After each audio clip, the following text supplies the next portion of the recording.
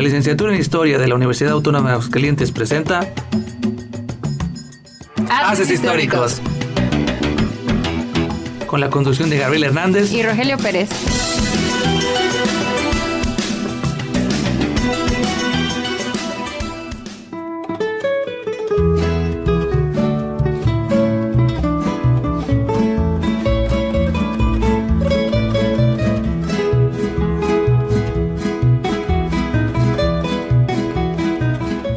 La relación diplomática de México con otras naciones ha ido transformándose en gran medida a lo largo de su historia, presentándonos en ocasiones memorables episodios bélicos y otras veces productivas alianzas económicas y políticas.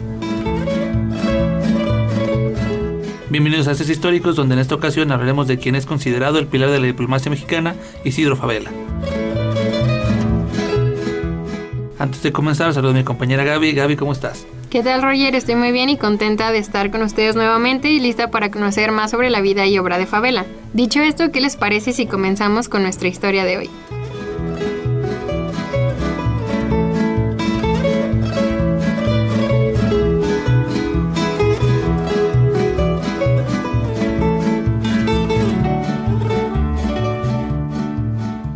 José Isidro Fabela Alfaro nació el 29 de junio de 1882 en Atlacomulco, Estado de México, en una casona contigua a la catedral. Sus padres fueron Trinidad Fabela y Guadalupe Alfaro, dueños de la hacienda El Salto. Al ser parte de una familia de buena posición económica y de tendencia liberal, llegado el momento, la familia se mudó a la Ciudad de México para que su hijo estudiara en las espléndidas instituciones escolares de la capital. Así, en 1891 ingresó a la Escuela de Párvulos, en donde fue codiscípulo de Antonio Caso y José Clemente Orozco, entre otros niños que se convertirían en personajes distinguidos. En 1895 entró a la Escuela Nacional Preparatoria, en donde convivió con otros jóvenes brillantes como José Vasconcelos, Adolfo de la Huerta y Alfonso Cravioto. Fabela fue de los alumnos que obtuvieron la medalla de oro por su aprovechamiento. El ambiente de camaradería y de intereses compartidos que se generó en los salones de clase se trasladó a otros ámbitos, donde los entonces muchachos se reunían a tomar té y a leer versos, según cuentan Vasconcelos y Alfonso Caso, ya fuera en casa de los Fabela, de los Caso o de los Azuela, que vivían en la colonia de Santa María de la Ribera. Concluida la preparatoria, el joven Isidro estudió en la Escuela Nacional de Jurisprudencia, donde se tituló en 1908. Pronto comenzaron sus actividades como litigante en el despacho Cancino y Rivas y luego en la afianzadora National Surety Company. Pero la práctica del derecho no interrumpía sus intereses por las humanidades y por el quehacer cultural al lado de los amigos de la Sociedad de Conferencias, agrupación que abrió paso a la creación de una asociación que logró reunir a un selecto grupo de jóvenes dedicados a trabajar para la cultura y el arte, el Ateneo de la Juventud, de la que Fabela fue miembro fundador y fungió como secretario de actas. Hacia 1910, Fabela apoyó abiertamente el movimiento de Francisco I. Madero, uniéndose al movimiento maderista como miembro del Club Liberal Progresista, que sostenía la candidatura de Madero mediante su periódico La Verdad, en el que Fabela incursionó en el periodismo, actividad que ejercería toda su vida. Ese mismo año se inició como profesor de Derecho Mercantil, Historia de México y Comercio. En 1911 comenzó su trayectoria en el sector público como jefe de los defensores de oficio del Distrito Federal y del Consejo Técnico de la Penitenciaría.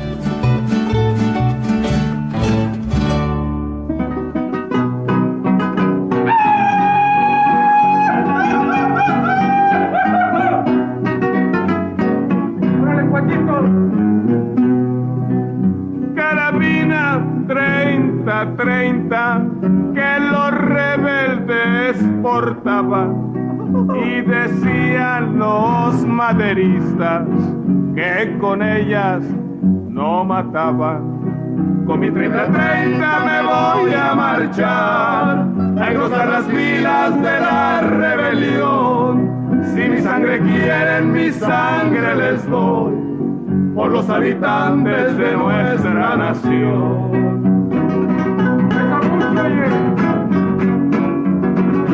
Échale, compadre.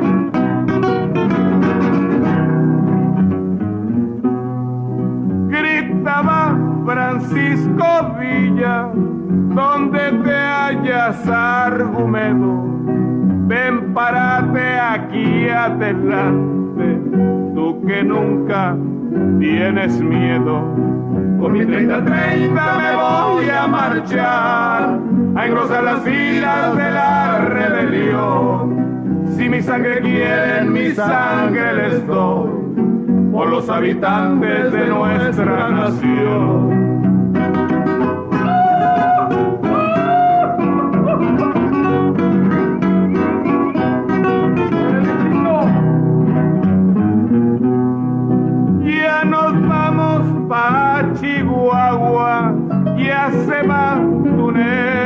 santo. Si me quiebra alguna bala, ve a llorarme al campo santo. Con mi 30-30 me voy a marchar, a engrosar las filas de la rebelión. Si mi sangre quieren, mi sangre les doy, por los habitantes de nuestra nación.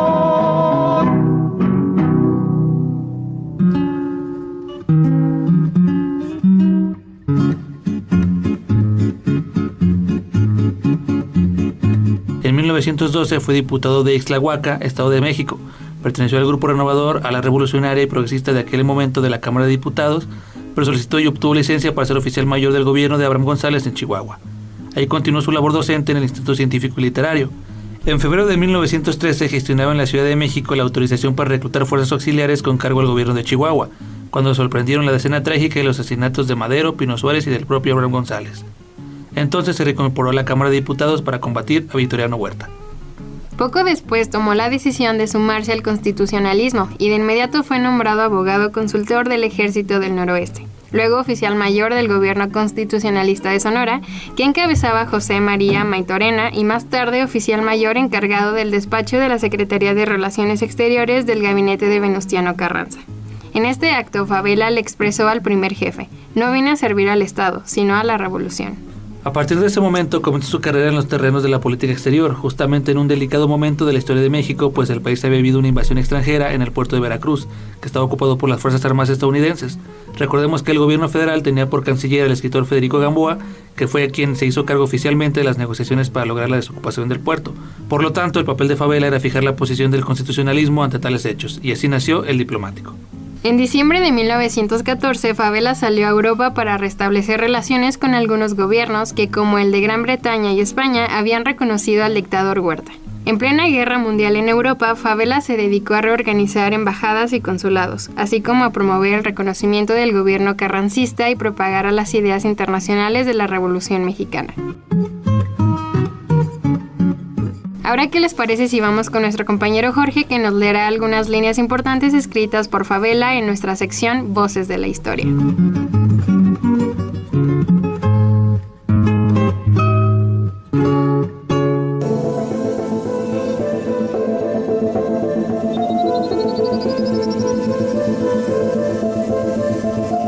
Decidido a enfrentar a Victoriano Huerta, Isidro Favela escribió una carta a su padre poco después de la decena trágica. En ella podía leerse lo siguiente: tú me enseñaste el concepto de honor, de la dignidad y del patriotismo, y por eso estoy aquí para honrar el nombre que me diste, para hacer respetar la dignidad de México y la mía propia, y también porque no concibo que un representante del pueblo como yo lo soy, se cruce de brazos y acepte como buenos y legales los hechos consumados de toda la República por un soldado traidor que trata de retrogradar la política del país.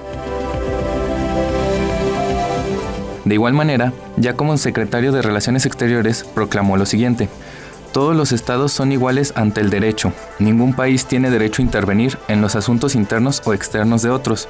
Nacionales o extranjeros deben ser iguales ante la soberanía del estado en que se encuentren. La diplomacia debe velar por los intereses generales de la civilización, pero no debe servir para la protección de intereses particulares. La diplomacia debe velar por los intereses generales de la civilización y por el establecimiento de la confraternidad universal. No debe servir para la protección de intereses particulares, ni para poner al servicio de estos la fuerza y la majestad de las naciones.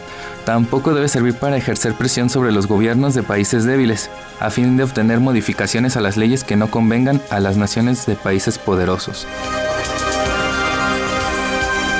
Yo soy Jorge, y esto fue Voces de la Historia.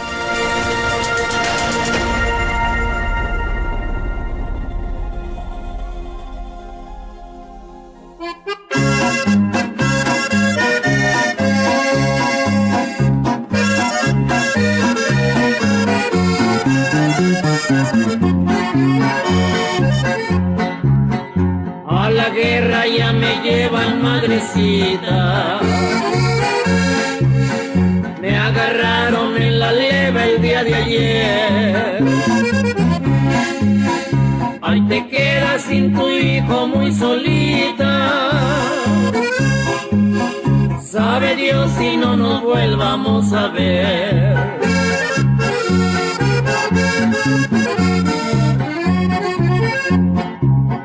Ya no llores, madrecita, por mi suerte, que soy hombre y mi destino fue pelear. Si me toca en el combate hallar la muerte, no quisiera que me fueras a llorar.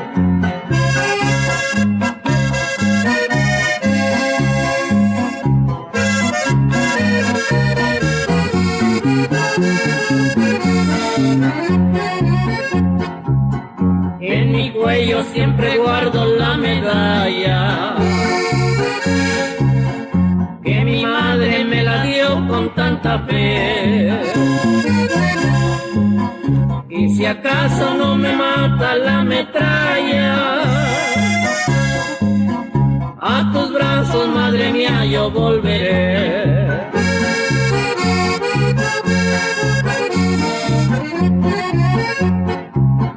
Solo quiero que le digan a mi chata,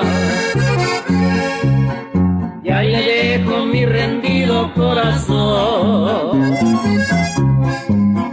que no me eche en el olvido, no sea ingrata, que lo trate con cariño y con amor.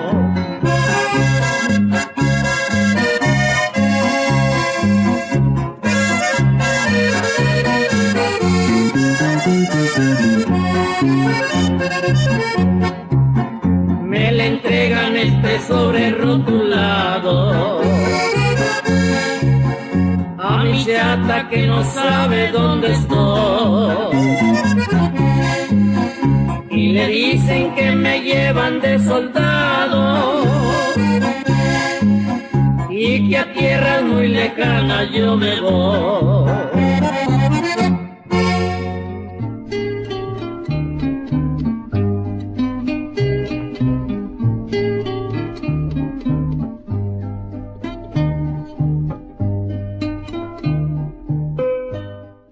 Así, en 1915 fue nombrado embajador especial en Argentina, Brasil, Chile y Uruguay. Entre las actividades más importantes que llevó a cabo estuvieron la de organizar el Servicio Exterior Mexicano, es decir, abrir o reabrir embajadas y legaciones, cumpliendo además con la misión especial de dar a conocer la verdad de México y del constitucionalismo. Él era el representante de las relaciones diplomáticas no de un gobierno establecido, sino de un movimiento revolucionario. En noviembre de 1917 se le ordenó regresar a México para que desempeñara una nueva misión en Europa, que al parecer consistía en aceptar un préstamo de 100 millones de pesos de Alemania a cambio de concesiones menos onerosas que las exigidas por los norteamericanos. En esa época de guerra mundial, a pesar de las presiones alemanas y norteamericanas para que México se aliara con algunas de estas potencias, Carranza decretó la neutralidad y exhortó a los países latinoamericanos a seguir su ejemplo. Por eso Favela sufrió ciertas hostilidades de los agentes ingleses y norteamericanos que creían que México simpatizaba con los alemanes debido al telegrama Zimmermann. En 1919 fue nombrado ministro plenipotenciario de España y el año siguiente en Alemania, pero apenas se enteró del asesinato del presidente Carranza presentó su renuncia a tales cargos. Durante 9 años permanece alejado de la política exterior. Instalado en el país, se dedicó a dar clases en la Escuela Nacional de Jurisprudencia, a colaborar en periódicos, ejerció la política en su estado y también ocupó parte de su tiempo en escribir algunos de sus libros. Con la llegada de los sonorenses al poder, se vio obligado a abandonar el país y exiliarse, pues como fiel constitucionalista no hallaba acomodo en el nuevo régimen. Al final de esa década regresó a México y pronto retomaría su quehacer diplomático al ser nombrado juez de la Comisión de Reclamaciones México-Italia. A partir de entonces vendrían nuevos cargos, grandes retos en los tribunales internacionales. La experiencia que Favela adquirió al paso de los años lo llevó a representar el país en importantes escenarios. En 1937, el presidente Lázaro Cárdenas lo nombró representante ante la Liga de las Naciones. Instalado en Ginebra, destacó por sus defensas del gobierno republicano español y por su crítica a la injerencia de Hitler y Mussolini en un asunto que concernía solo al pueblo español. También porque denunció la ocupación alemana a Austria y por la defensa de China ante la invasión japonesa. El desempeño de Favela fue tan brillante que es considerado como uno de los mejores momentos de la diplomacia mexicana, pues hizo frente a países militarmente poderosos teniendo como único recurso la autoridad moral.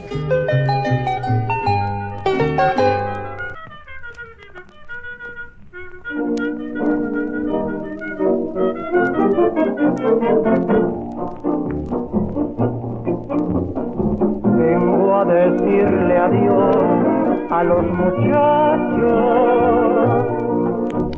porque pronto me voy para la guerra,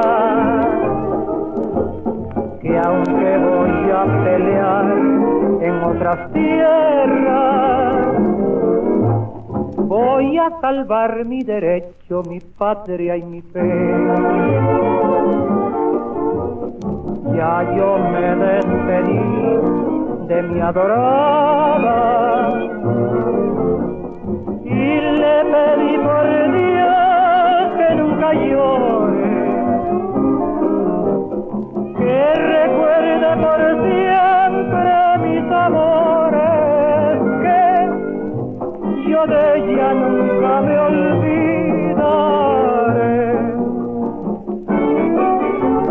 Solo me parte el alma y me condena que dejó tan solita mi mamá. Mi padre, madrecita que está vieja, quien en mi ausencia la recordará. ¿Quién le hará un favor si necesita? ¿Quién la socorrerá si se enfermara? ¿Quién le hablará de mí si preguntara por este hijo que nunca quizás volverá?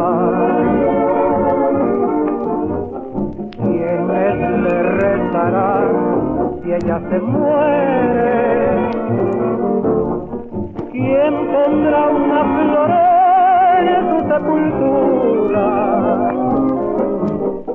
¿Quién se consolará de mi amargura?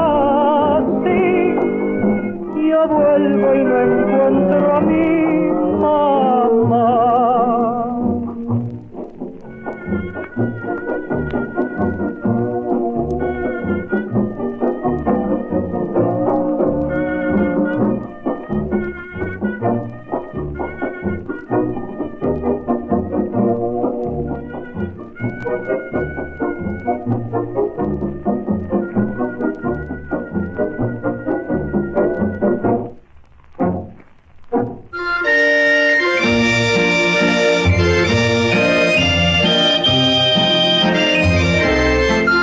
Interrumpidas por un tiempo sus gestiones diplomáticas para ocupar el cargo de gobernador del Estado de México, demostró que también sabía gobernar y procuró que su gobierno fuera civilizado y respetuoso de las leyes.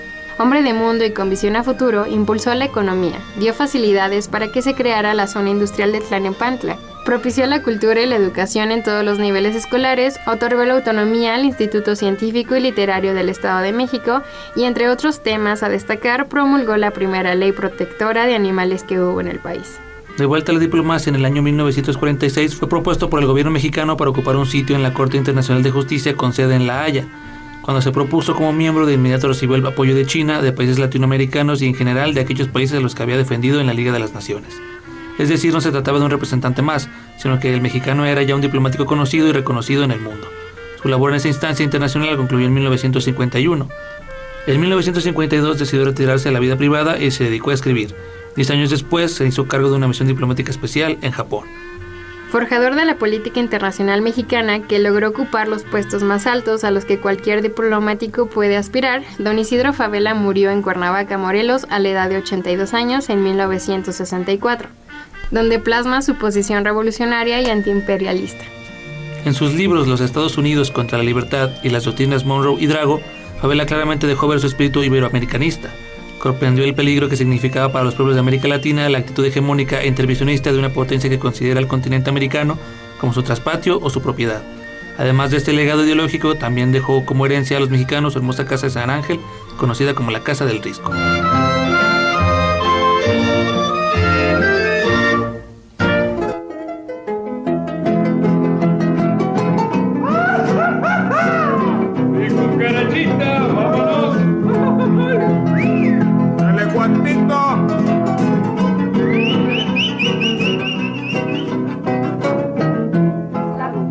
la cucaracha, ya no puede caminar, porque no tiene, porque le falta marihuana que fumar. La cucaracha, ya no puede caminar, porque no tiene, porque le falta marihuana que fumar.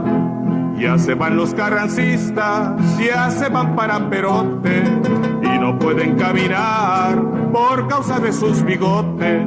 Ya se van los carrancistas, ya se van para Perote, y no pueden caminar por causa de sus bigotes. La cucaracha, ya no puede caminar, porque no tiene, porque le falta marihuana que fumar. La cucaracha, ya no puede caminar, porque no tiene, porque le falta marihuana que fumar.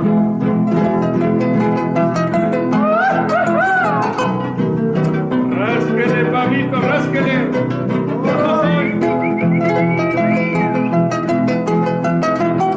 Dale, compadre. Con las barbas de Carranza voy a hacer una toquilla pa' ponérsela al sombrero del señor Francisco Villa. Con las barbas de Carranza voy a hacer una toquilla pa' ponérsela al sombrero del señor Francisco Villa. La cucaracha, ya no puede caminar, porque no tiene, porque le falta marihuana que fumar. La cucaracha, ya no puede caminar, porque no tiene, porque le falta marihuana que fumar. La cucaracha, ya no puede caminar, porque no tiene, porque le falta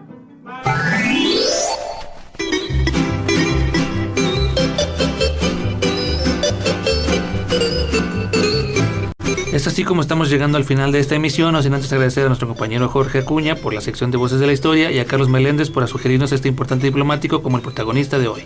Esperamos que puedan sintonizarnos nuevamente el próximo miércoles a las 5 de la tarde por Radio UA 94.5 FM. Les recordamos estar atentos a la publicación de la revista Horizonte Histórico y estar atentos también a las actividades que ofrece el Departamento de Historia. Les invitamos a dar like a nuestra página de Facebook Haces Históricos, donde publicamos el tema de la semana y donde ustedes también pueden decirnos de qué personaje o tema les gustaría que habláramos en próximos programas. También búsquenos como Haces Históricos en Instagram, donde estaremos compartiendo material relativo a este programa. Igualmente agradecemos a Rafael Polo, editor de este programa y que es el encargado de que toda la magia suceda. En fin, muchísimas gracias por su tiempo. Yo soy Rogelio Pérez. Y yo, Gabriela Hernández. Que tengan una linda tarde y recuerden que la historia la hacemos todos.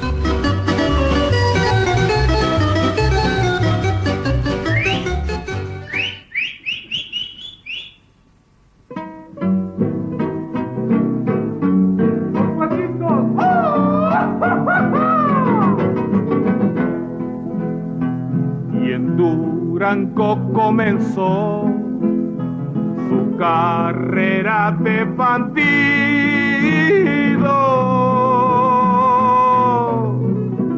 y en cada golpe que daba se hacía el desaparecido.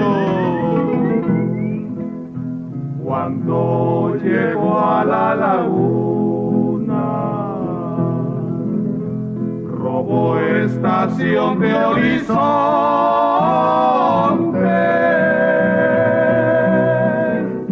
Desde entonces lo seguían por los pueblos y los montes.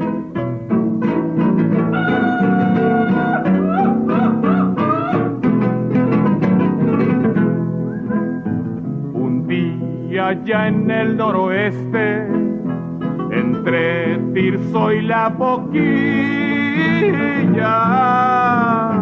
se encontraban acampadas las tropas de Pancho Villa.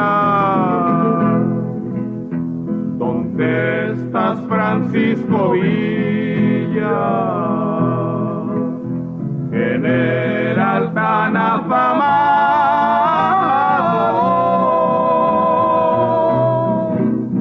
que los hiciste correr a todos como venados.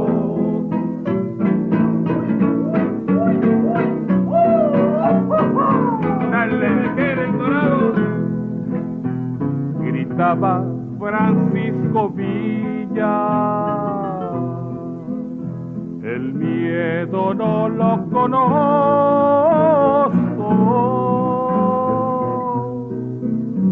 Que viva Pancho Madero y muera Pascual Orozco. Vuela, vuela palomita,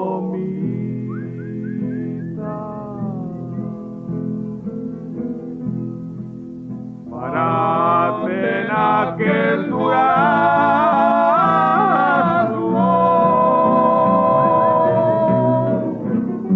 Ya terminé de cantar el corrido de Durango.